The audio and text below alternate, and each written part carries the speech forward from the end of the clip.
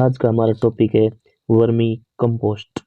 Vermi compost पशु परीक्षक की भर्ती में एक टॉपिक दिया हुआ है वर्मी कंपोस्ट, जिसमें वर्मी कंपोस्ट खाद की बात करने वाले हैं। उस पे हम वर्मी कंपोस्ट टॉपिक पर MCQ क्वेश्चन लेकर आए। अगर वीडियो अच्छा लगा हो तो लाइक कीजिए और चैनल को सब्सक्राइब जरूर कीजिएगा। आज का हमारा पहला सवाल है, वर्मी बेड को चींटियों से बचाने के लिए निम्नलिखित में से किस रसायन का उपयोग किया जाता है। यानी वर्मी बेड को चींटियों से बचाने के लिए जो वर्मी कंपोस्ट खाद है उसको चींटियों से बचाने के लिए किस रसायन का उपयोग किया जाता है। इसका सही उत्तर है क्लोरोपाइरोफॉस्ट। आगे देखिए, अगला दूसरा सवाल है हमारा,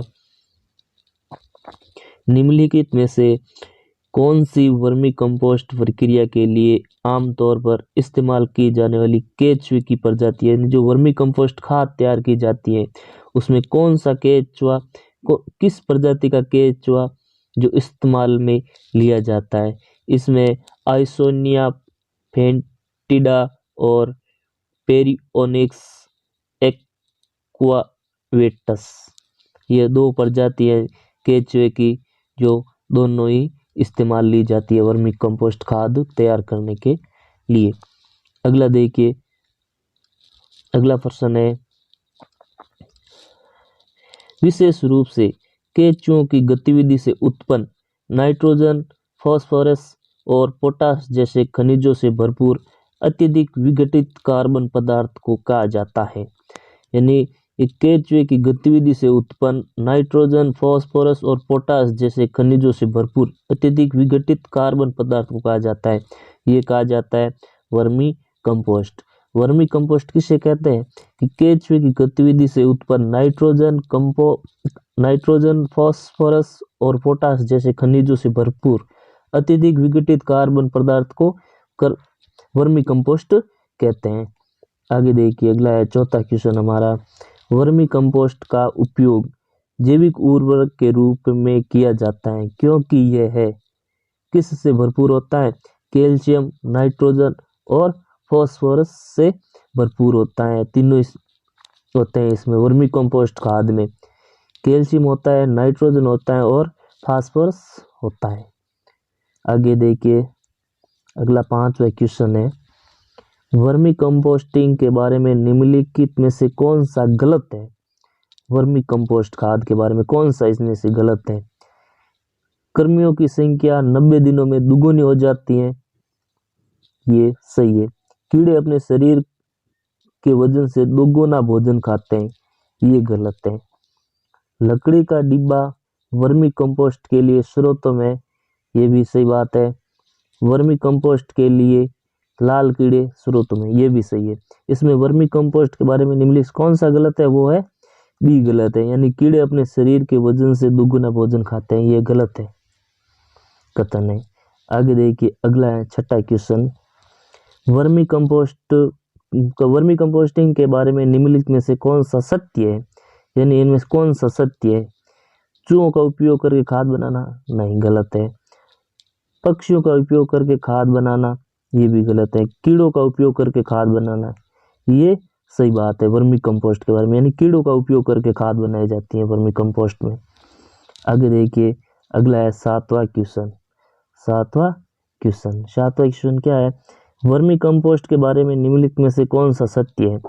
वर्मी कंपोस्ट के बारे में, वर्मी कंपोस्ट लाल रंग का होता है, वर्मी कंपोस्ट का रंग काला होता है, वर्मी कंपोस्ट सफेद रंग का होता है, वर्मी कंपोस्ट भूरे रंग का होता है। वर्मी कंपोस्ट भूरे रंग का होता है, ये बात सही है। यानी वर्मी कंपोस्ट है जो भूरे रंग का होता है। आगे देख लिए, अगला क्वेश्चन है, निम्नलिखित में से कौन सा खाद बनाने के लिए उपयोग की जाने वाली सबसे अच्छे कीड़े हैं। यानी जो वर्मी कंपोस्ट खाद बनाई जाती है उनमें सबसे अच्छे कीड़े कौन से होते हैं जो अच्छी तरह खाद बनाते हैं, वो होते हैं लाल विगल्स। आगे देखिए, अगला क्वेश्चन 9 नंबर क्वेश्चन है, वर्मी कंपोस्ट के लिए आवश्यक नमी का स्तर कितना होना चाहिए, यानी जो वर्मी कंपोस्ट खाद बनाते हैं ना उसमें नमी कितनी होनी चाहिए, नमी होनी चाहिए 70 और 80% के बीच होनी चाहिए, जो वर्मी कंपोस्ट खाद बनाने के लिए जरूरी है। अगला क्वेश्चन देखिए 10वां, वर्मी कंपोस्ट के लिए आवश्यक अधिकतम तापमान है, यानी जो वर्मी कंपोस्ट खाद बनाई जाती है उसमें अधिकतम तापमान कितना होना चाहिए, वो होना चाहिए 30 से 35 डिग्री सेल्सियस तक।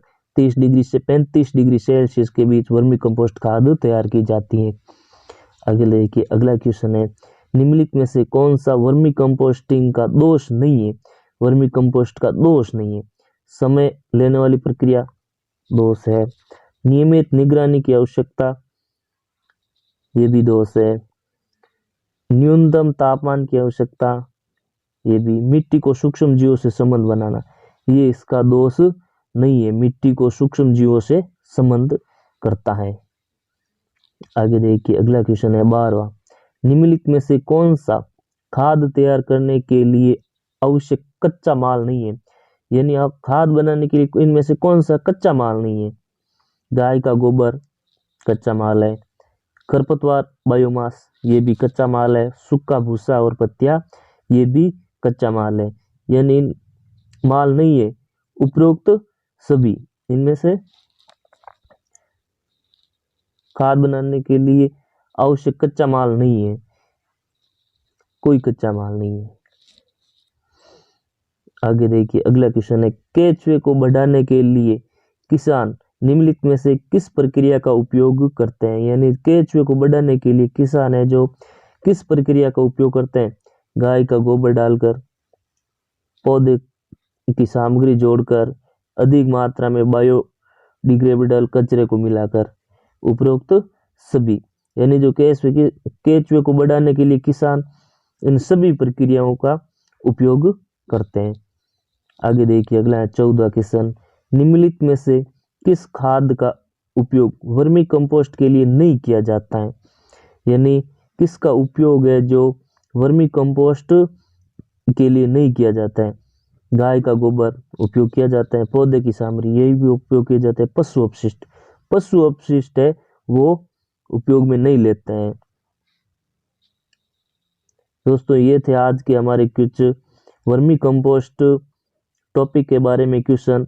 आपको वीडियो कैसा लगा कमेंट करके जरूर बताइएगा और वीडियो को लाइक कीजिए और चैनल को सब्सक्राइब जरूर कीजिएगा। थैंक यू, धन्यवाद।